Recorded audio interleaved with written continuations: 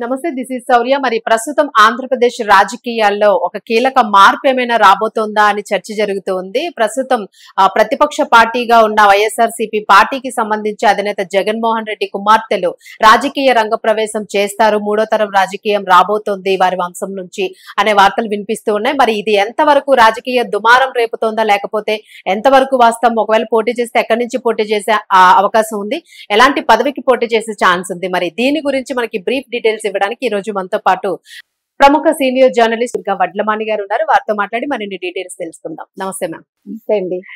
Right ma'am, మనం చూస్తూ ఉన్నాము. సో రాజకీయం అనగానే మనకి ఆల్రెడీ ఏదో ఒక రచ్చ రగులుతూనే ఉంటుంది.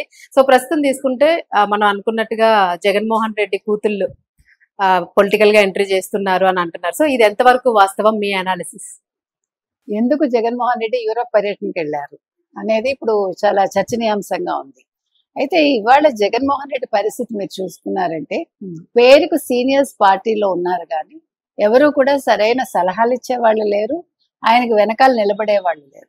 2019 ఎన్నికలకు ముందు జగన్మోహన్ రెడ్డి తోటి ఉన్న అండ ఏంటంటే ఒక చెల్లి, ఒక తల్లి, ఇవన్నీ వచ్చాయి ఆయనకి. తర్వాత ఒక వివేకానంద రెడ్డి హత్య, బాబాయ్ హత్య, ఒక నారాసుర రక్త చరిత్ర, ఒక సునీత, ఇన్ని జరిగాయి. తర్వాత ఒక కోడికత్తి శ్రీను, ఇవన్నీ వచ్చాయి ఆయనకి. అంటే ఇవన్నీ ఒక పదవిని తెచ్చి పెట్టాయి. ఆయన వదిలిన బాణం ప్రజల్లోకి వెళ్ళింది. తర్వాత ఆయన ఏంటి జైల్లో ఉన్నప్పుడు చెల్లెలు ఆయన కోసం 3000 కిలోమీటర్లు పాదయాత్ర చేసి, తర్వాత అన్నగారిని ముఖ్యమంత్రి చేయటంలో ప్రముఖ పాత్ర వహించారు. కానీ ఏదైతే ఆస్తులు వ్యవహారాలు వచ్చేసరికి అదే చెల్లిని పక్కన పెట్టాడు. రాజకీయంగా వచ్చేసరికి ఒక రాజ్యసభ సీట్ ఇవ్వకుండా ఏమన్నాడు, రాజకీయాల్లో కుటుంబం నుంచి ఒక వ్యక్తే రాజకీయాల్లో ఉండాలి అన్నాడు. అంటే తన స్వార్థాన్ని తను బయట పెట్టుకున్నాడు. ఈ నేపథ్యాల్లో ఇప్పుడు జగన్మోహన్ రెడ్డికి ఆస్తి పంపకం చేయలేదు, అటు తల్లితోటి విభేదించాడు. సరస్వతి పవర్ ప్రాజెక్ట్ ఏదైతే ఉందో ఆ విషయంలో కోర్టుకు ఎక్కాడు, తల్లి మీద గెలుపు సంపాదించాడు. అంతకుముందు చూసుకుంటే మీకు వైఎస్ రాజశేఖర రెడ్డి మీదే, అంటే ఆయన పేరు చేర్చాడు ఎవరు, పొన్నవాళ్ళు చెప్పటం వల్ల. అంటే నేను అనేది ఏంటంటే తన అవసరాలకి, తన రాజకీయ అవసరాలకి లేదు, తను పదవిని పొందడానికి జగన్మోహన్ రెడ్డి ఎంతకైనా తెగిస్తాడు. ఇప్పుడు ఏమంటాడు, ఏదైనా వచ్చింది అనుకోండి, ఒకవేళ అరెస్ట్ చేయాలంటే తండ్రి లేని బిడ్డనన్నా అంటాడు. అంటే అది జగన్మోహన్ రెడ్డి సింపతి రాజకీయాలు చేయటంలో ఆయన మించిన వాళ్ళు లేరు చెప్పాలంటే. ఎవరైనా వ్యక్తిగతంగా తన్ని తాను ప్రొజెక్ట్ చేసుకుంటూ, ఎస్ నా బలం ఇది, నేను జగన్మోహన్ రెడ్డిని, పులివెందుల పులి అంటాడు కదా. కానీ నిజంగా పులివెందుల పులి అయితే జెడ్పీటీసీ ఎన్నికల్లో డిపాజిట్ కోల్పోయాక ఇంతవరకు పులివెందులు వెళ్ళలేకపోయాడు. మొన్న 17 మెడికల్ కాలేజీల విషయంలో కూడా ఆల్రెడీ గుడ్డు అమర్నాథ్ వెళ్ళి చూపించిన నర్సీపట్నానికే వెళ్ళి, ఇగో ఇక్కడ కట్టలేదు, కడితే ఇలా ఉండేది అని ఒక ఫోటో చూపించాడు. దీన్ని బట్టి మీకు రాజకీయంగా ఆయన ఎంత పనికిరాని వాడు జగన్మోహన్ రెడ్డి అనేది ప్రజలకు అర్థమైంది.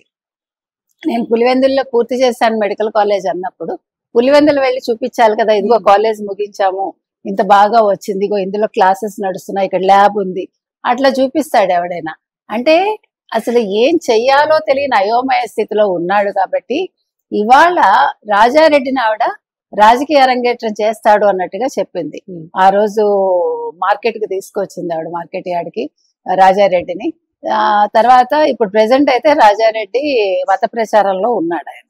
అయితే ఇప్పుడు జగన్మోహన్ రెడ్డికి ఎవరు రావాలి రాజకీయంగా ఆయన నిలబెట్టడానికి? మళ్ళా ఒక మహిళ కావాలి. మీకు జగన్మోహన్ రెడ్డి మొత్తం రాజకీయ జీవితం అంతా మహిళల మీద ఆధారపడింది. ఆయన విజయం వెనుక ఒక మహిళ ఖచ్చితంగా, విజయం కాదు ఆయన నిలబెట్టడంలో విజయం ఏముందిలేండి, ఆయన నిలబెడతారు వాళ్ళు. సో ఇవాళ మళ్ళా ఒక కూతురు కావాల్సి వస్తుందా? రాజారెడ్డి వర్సెస్ హర్షారెడ్డి అంతే రాజకీయం, అంతే కదండి. ఒక రాజారెడ్డి, ఒక హర్షారెడ్డి. అయితే ఈ హర్షారెడ్డి నిజంగా ఆవిడ వస్తారా రాజకీయాల్లోకి? ఆవిడ ఇప్పుడు చదువు ముగించుకున్నారు, ఎంబీఏ అయిపోయింది ఆవిడది. వీళ్ళ తర్వాత వర్షారెడ్డిది కూడా చదువు అయిపోయింది అంటున్నారు, సింగపూర్ లో జాబ్ చేస్తున్నారని. అని జాబ్ దేముందండి? ఇప్పుడు ఒక తండ్రి ముఖ్యమంత్రి అయ్యి జగన్మోహన్ రెడ్డికి విజయసాయి రెడ్డి అనే వ్యక్తి ద్వారా, ఒక సీఏ ద్వారా 43,500 కోట్లు డొల్ల కంపెనీల ద్వారా వచ్చింది. ఒక మద్యం స్కామ్ అనేది ఒక బాలాజీ గోవిందప్ప ద్వారా ఎన్ని వేల కోట్లు తీసుకొచ్చింది. సో ఇప్పుడు ఆ అమ్మాయికి పెద్ద అవసరం ఏముంది, ఉద్యోగం చేయాల్సిన పనే ఉంది. రాజకీయం అనేది చాలా ఇస్తుంది. అంటే సక్రమంగా రాజకీయాలు చేసే వాళ్ళకి ఏమీ దక్కదు, కానీ అక్రమంగా చేసే వాళ్ళకి ఎంత సొమ్మైనా వస్తుంది. సో ఆ ఉద్యోగం ఎంత, అది అంతే కదా, ఒక టిప్పు లాగా అనుకోండి. కాబట్టి ఆవిడ నిజంగా తెలివైంది అయితే ఇప్పుడు రాజకీయ అరంగేట్రం చేస్తుంది. చేశాక అంటే ఇప్పుడు ఆ రాజకీయ అరంగేట్రం చేస్తే ఏం కలిసి వస్తుందండి? ఇప్పుడు కడపలో అవినాష్ రెడ్డి ఉన్నాడు కదా, మరి కడప ఎంపీగా నిల్చోబెడతారా? మొన్న మధ్య జగన్మోహన్ రెడ్డి ఏమన్నారు, నేను ఇదేంటి ఇక్కడ రిజైన్ చేసేసి ఎమ్మెల్యేగా పులివెందులకి నేను కడప ఎంపీగా నిల్చుంటాను అన్నాడు. ఒకేసారి 2 కాంట్రాడిక్టరీ స్టేట్మెంట్స్ ఆ రోజు ఇచ్చాడు. ఒకటి అందరం కలిసి రిజైన్ చేద్దాం అన్నాడు, మళ్ళా ఏమన్నాడు, నేను రిజైన్ చేసి నేను ఎంపీని అవుతా అన్నాడు. అంటే స్వార్థం. ఇందాక మనం చెప్పుకున్నది. ఎగ్జాక్ట్లీ. సో ఇక్కడ ఇప్పుడు హర్షారెడ్డి వస్తే కడపలో నిల్చోబెడితే అవినాష్ రెడ్డి ఏమవుతాడు? అవినాష్ రెడ్డి ఏం అవడు. అవినాష్ రెడ్డికి అప్పుడు సజ్జల స్థానం ఇస్తాడేమో. అంతే. అంటే మనం మీరు అన్నట్టుగా దాన్ని ఆలోచిస్తే అటువైపు వెళ్ళే, ఎందుకంటే ఇప్పుడు సజ్జల అనే వ్యక్తి ద్వారా ఆయనకి మంచి జరిగింది ఏం లేదు, అంతా చెడే జరిగింది. అసలు నిజంగా తెలివైన సలహాదారుడైతే అసలు ఈ మద్యం కుంభకోణం అవసరమా? నిజంగా సజ్జల తెలివైన సలహాదారుడైతే ఈయన ఆల్రెడీ ఇన్ని వేల కోట్లు సంపాదించుకున్నాడు. ఇప్పుడు మరో 30 ఏళ్ళు అన్నప్పుడు అతను 1 రూపాయి తినకుండా అవినీతి చేయకుండా చక్కటి పరిపాలన ఇచ్చి ఉండొచ్చు, ప్రజల్లో మమేకమై ఉండొచ్చు. కానీ ఈయన ప్యాలెస్ లో కూర్చున్నాడు, ఆయన ప్రజల్లో ఉన్నాడు. ఎవరు? సజ్జల. ప్రతి ప్రెస్ మీట్ తనే పెట్టాడు, తనే ముఖ్యమంత్రిగా ప్రొజెక్ట్ చేసుకున్నాడు. మీకు గుర్తుంటే ఆ మధ్య కాలంలో జగన్మోహన్ రెడ్డి అరెస్ట్ అయ్యే అవకాశం ఉంది అని తనే స్టేట్మెంట్ ఇచ్చాడు. ఆయన జైలుకి వెళ్ళిపోతే తను మొత్తం పార్టీ పగ్గాలు తీసుకోవాలనుకున్నాడు. సో ఇవాళ సజ్జలకి చెక్ పెట్టకపోతే జగన్మోహన్ రెడ్డి పూర్తిగా రాజకీయాల నుంచి దూరం అవ్వాల్సి వస్తుంది. సో దానికి ప్రత్యామ్నాయం ఏమిటి ఆ విషయానికి అన్నప్పుడు హర్షారెడ్డి ప్రత్యామ్నాయంగా కనిపిస్తుంది. మరి వర్షారెడ్డి కూడా వస్తే ఏంటి మేడం అనొచ్చు మీరు. వర్షారెడ్డి వస్తే ఏముంది, ఇంకొక కాన్స్టిట్యున్సీ ఇస్తాడు, ఆ అమ్మాయిని ఎమ్మెల్యే చేస్తారు కదా, అదేం పెద్ద విషయం కాదు. ఇప్పుడు వడ్డిచ్చేవాడు మనవాడైతే ఎక్కడ కూర్చుంటే అంతే కదా, నెగ్గించుకోవడం కూడా సులువు. అందుకని వాళ్ళు రాజకీయ అరంగేట్రం చేస్తే ఎవరికండి నష్టం అని మీరు అడగచ్చు. ప్రజలకు ఏ నష్టం లేదు, అధికార పార్టీకి ఏ నష్టం లేదు. నష్టం వల్ల ఒక్క షర్మిలకి. ఎందుకంటే షర్మిల ఇవాళ నిన్నటి వరకు ఆవిడ కాంగ్రెస్ లో ఉన్నప్పటికీ ఆవిడ కూటమి ప్రభుత్వాన్ని ఏం అనలేదు. మీరు గమనిస్తే ఎక్కడ ఏమి ఫ్యామిలీ ఇష్యూస్ అయినప్పుడు మాత్రమే ఆవిడ స్పందించారు తప్ప మిగిలిన విషయాల్లో ఎక్కడ మాట్లాడలేదు. కానీ ఎంతసేపు అన్నగారి మీద పడుతూ ఉంటే కాంగ్రెస్ లోనే ఒక నెగిటివిటీ వచ్చింది. వచ్చి మీరు దేనికి అధ్యక్షురాలు అయ్యారు, మీ అన్నను తిట్టడానిక, మీరు కూటమిని ఏమీ అంటలేదు అంటే ఇటీవల కాలంలో 2 సార్లు ఆవిడ స్టేట్మెంట్లు ఇచ్చారు. ఒకటి, చంద్రబాబు నాయుడు గారు 5,000 గుళ్ళు టీటీడీ ధనంతో కడతానంటే గుళ్ళు కాదు కట్టాల్సింది బళ్ళు. మొన్ననేమంది, ఎస్సీ విద్యార్థులు ఉండే వసతి గృహాల్లో ఎక్కడా కూడా సరైన సౌకర్యాలు లేవు, ఒకటే బాత్రూమ్ ఉంది, ఒక రూమ్ లో 15 మంది దాకా ఉంటున్నారు, అట్లా ఆవిడ స్టేట్మెంట్స్ ఇచ్చింది. అయితే ఒకటి ఏం అడుగుతామంటే మనం షర్మిలని, సరే షర్మిల గారు మరి మీ అన్నగారు 5 ఏళ్ళు ఉన్నారు కదా ముఖ్యమంత్రిగా, మరి ఆ రోజు మీరు ఎందుకు నోరు విప్పలేదు? మీరు చాలా కాలం మీ అన్నతో సఖ్యంగానే ఉన్నారు, ఆ రోజు మీకు కనిపించలేదా? ఇవాళ సడన్ గా కనిపించాయా? దానికిను తిరుమల తిరుపతి దేవస్థానం డబ్బుకి సంబంధం ఏంటి? In what way it is connected? మీరు ప్రభుత్వాన్ని అడగాలి, అంతవరకే. ప్రభుత్వాన్ని ఏం అడగాలి, ఇక్కడ బళ్ళు సరిగా లేవండి, లేదా వసతి గృహాలు సరిగా లేవండి ఎస్సీలకి, మీరు చెయ్యండి అనాలి. అంతేగాని మీరు అక్కడ గుళ్ళు కట్టకండి, who are you to say? మరి ఎందుకు ఆంధ్రప్రదేశ్ లో ఈ రోజు 7,000 పైచిలకు చర్చీలు వచ్చాయి? మరి చర్చిలు ఎందుకు కట్టారని మీరు అడగలేదు ఎందుకు? మీ హయాంలో అడగాలి కదా. అప్పుడు గతంలో ఆ రోజు మాట్లాడలేదు. ఈ రోజు ప్రజల సొమ్ము, ప్రజలు, అది కూడా హిందూ భక్తులు ఎవరైతే ఉన్నారో వాళ్ళు ఇచ్చే సొమ్ముతో వాళ్ళు గుళ్ళు కట్టుకుంటే ఏంటి, మీకెందుకు? వాళ్ళు ఆల్రెడీ బళ్ళు కట్టారు, వేద పాఠశాలలు కట్టారు, యూనివర్సిటీలు కట్టారు, వాళ్ళు అన్ని చేశారు. మీ అన్నగారి హయాంలో మొత్తం దోచుకున్నారు క్రిస్టియన్స్ అందరూ కూడా. కాబట్టి మీరు అది ప్రశ్నించండి ఫస్ట్. అయితే ఇప్పుడు ఇవన్నీ కలిపి ఇవాళ ఒక నెగిటివిటీ షర్మిల మీద వచ్చింది. అంటే ఆవిడ ఎందుకు ఇట్లా మాట్లాడుతోంది, ఆవిడ భర్తకి వత్తాసు పలుకుతోందా, కొడుక్కి వత్తాసు పలుకుతోందా, క్రిస్టియానిటీకి వత్తాసు పలుకుతోందా? ఈవిడ కాంగ్రెస్ లో ఉండడానికి అనర్హరాలు అనేది అసలు ఒక రాజకీయ నాయకురాలుగా అర్హత ఉంది అంటారా మీరు?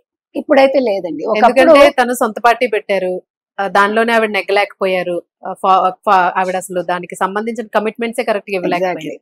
దెన్ షీ జంప్ టు విలీనం చేసుకున్నారు కాంగ్రెస్ పార్టీలోని.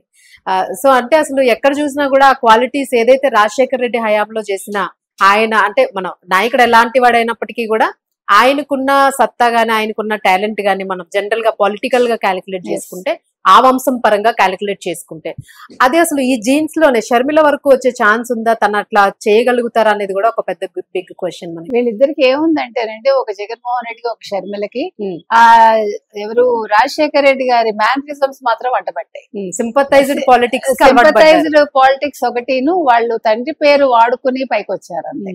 అంటే వ్యక్తిగతంగా ఇద్దరికి కూడా ఒక నాయకురాలికి గాని ఒక నాయకుడికి గాని ఉండాల్సిన, రాజకీయ నాయకులకు ఉండాల్సిన లక్షణాలు అయితే లేవు. డబ్బులు ఉన్నాయి, డబ్బు ఏం చేసుకోవాలి, ఇక్కడ అన్నగారి నుంచి తను తప్పించుకోవటానికి అక్కడ పార్టీ పెట్టింది. నిజంగా చెప్పాలి, ఫర్ హర్ సర్వైవల్ అంతే, ప్రజల కోసం కాదు. అక్కడ ఆవిడ సక్సెస్ కాలేకపోయింది. సక్సెస్ కానప్పుడు ఏం చేసింది, మళ్ళా ఆంధ్రప్రదేశ్కి వచ్చి ఆ పార్టీని విలీనం చేసి కాంగ్రెస్ లోకి వచ్చింది. సో ఇక్కడ కూడా ఆవిడ ఏ రకంగానూ ప్రూవ్ చేసుకోలేదు. ఆవిడ ఎంతసేపు అంటే తన సర్వైవల్ తప్ప ఇంకోటి లేదు. ఇప్పుడు ఆంధ్రాలో ఎందుకుంది ఆవిడ, భర్త చర్చిలు పెంచుతాడు, తను ప్రీచరు కాబట్టి భర్త కోసం అని ఒక రకంగా ఆవిడ రాజకీయాల్లో ఉందా, ఇంకో రకంగా తన ప్రాణాలను కాపాడుకోవడానికి ఆవిడ రాజకీయాల్లో ఉందా? ఇంతవరకే ప్రజల కోసం ఏదైనా చేద్దామని ఆవిడ అనుకోలేదు, జగన్మోహన్ రెడ్డి అనుకోలేదు. జగన్మోహన్ రెడ్డి సంక్షేమాలు ఇచ్చాను అంటాడు, ఇస్తే మరి 11 సీట్లకు ఎందుకు పడిపోయావు నువ్వు? కాబట్టి ప్రజలకి కావాల్సింది అభివృద్ధి, ప్రజలకి కావాల్సింది ఉపాధి, ప్రజలకి కావాల్సింది ఉద్యోగాలు. మీరు ఒక డిఎస్సి వేయలేదు, ఒక జాబ్ క్యాలెండర్ ఇవ్వలేదు, మీరేం మాట్లాడతారు? కాబట్టి ఇవాళ షర్మిలని ప్రజలు వద్దనుకున్నారు. ఇవాళ 1% కూడా లేదు కాంగ్రెస్ కి అక్కడ. కాంగ్రెస్ ఇంకొక 20 సంవత్సరాలు 30 సంవత్సరాలైనా ఆంధ్రప్రదేశ్ లో ఒక్క సీటు కూడా గెలిచిన అవకాశం లేదు. ఎందుకంటే ప్రజలు చాలా కోపంగా ఉన్నారు. ఏదైతే తెలంగాణ విడదీశారో, విడదీయడం గురించి ఎవడు బాధపడలా, కానీ విడదీసిన విధానం గురించి, విధి విధానాలు ఖరారు చేయకపోవడం మీద అందరికి కోపం ఉంది. కాబట్టి షర్మిలకైతే ఏ రకంగానూ, షర్మిలకు కావచ్చు ఈవెన్ కాంగ్రెస్ కూడా ఫ్యూచర్ లేదు. సో ఇవాళ ఒకవేళ హర్షారెడ్డి వచ్చినా